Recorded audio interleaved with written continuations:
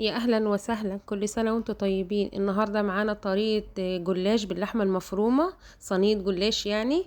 هنعملوها ازاي؟ هنعمله العصاك دلوقتي بصلايه على اللحمه المفرومه حسب الكميه اللي انت عايزاها. انا ما كانش عندي غير حته صغيره فكترت البصل، قطعت عليها فلفل اخضر كده سبايسي، البهارات كمون، فلفل اسمر، كزبره، ورق لورا. بندمج كله مع بعضه مع معلقه سمنه او زبده.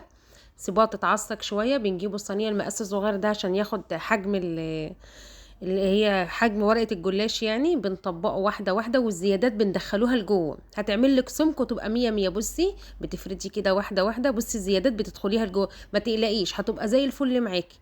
هتندمج في بعضها وتدي سمك يعني كده، تبقى الخرطه بتاعت الجلاشه ايه، تخينه كده وعاليه. بصي بتدخلي الزيادات لجوه، وكل طبقه وطبقه بتدهني معلقه سمنه، اي نوع سمنه. يا ريت السمنه تبقى حلوه تدي ريحه وطعم جنان. انا بحط سمنه جنه بطعم ريحه الزبده النيوزيلندي. بصي كل راقه بتحطي عليها سمنه.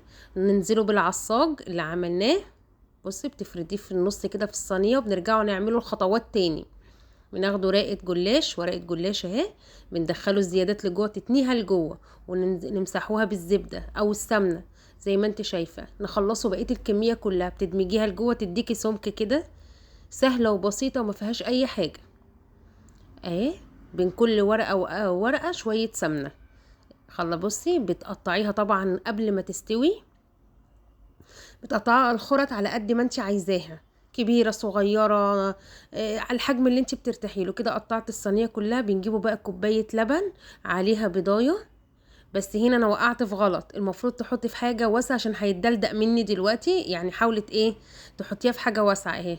هنشيل، حطيتها في كسرولة كده صغيرة، اللبن مع البيض ده مكتوم مع الفلفل الاسمر عشان الزفارة وشوية خل. بنحطوها على الجلاش من فوق زي ما انت شايفة كده اهو. استني شوية لما تشرب وتدخلها فرن على درجة حرارة 180 تستوي بقى من فوق ومن تحت وتطلع زي ما انت شايفة كده. والف هنا وشفا، وكل سنة وانتوا طيبين.